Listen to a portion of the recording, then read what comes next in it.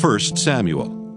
1 Samuel chapter 1. Now there was a certain man of Ramathaim Zophim of Mount Ephraim, and his name was Elkanah, the son of Jeroham, the son of Elihu, the son of Tohu, the son of Zuph, an Ephrathite. And he had 2 wives. The name of the one was Hannah, and the name of the other Peninnah. And Peninnah had children, but Hannah had no children. And this man went up out of his city yearly to worship and to sacrifice unto the Lord of hosts in Shiloh. And the 2 sons of Eli, Hophni and Phinehas, the priests of the Lord, were there.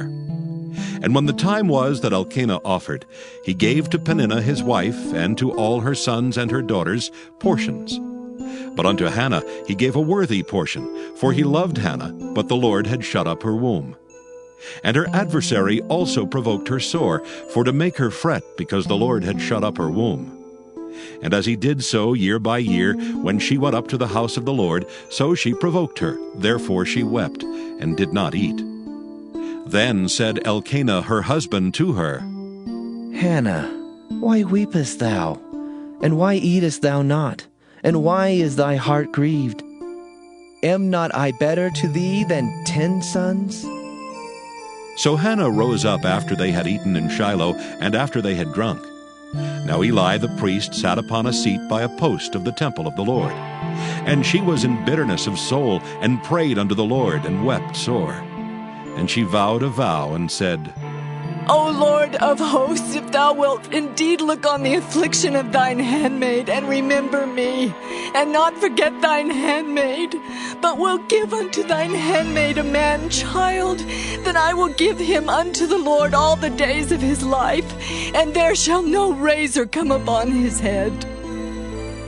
And it came to pass, as she continued praying before the Lord, that Eli marked her mouth. Now Hannah, she spake in her heart. Only her lips moved, but her voice was not heard. Therefore Eli thought she had been drunken. And Eli said unto her, How long wilt thou be drunken? Put away thy wine from thee.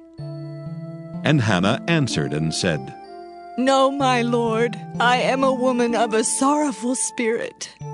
I have drunk neither wine nor strong drink, but have poured out my soul before the Lord. Count not thine handmaid for a daughter of Belial, for out of the abundance of my complaint and grief have I spoken hitherto.